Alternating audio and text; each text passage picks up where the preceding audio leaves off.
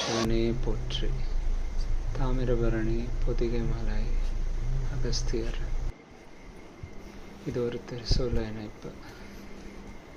நம்ம இப்போ பயணிச்சிட்ருக்கிறது அகஸ்தியரோட சன்னதியை நோக்கி.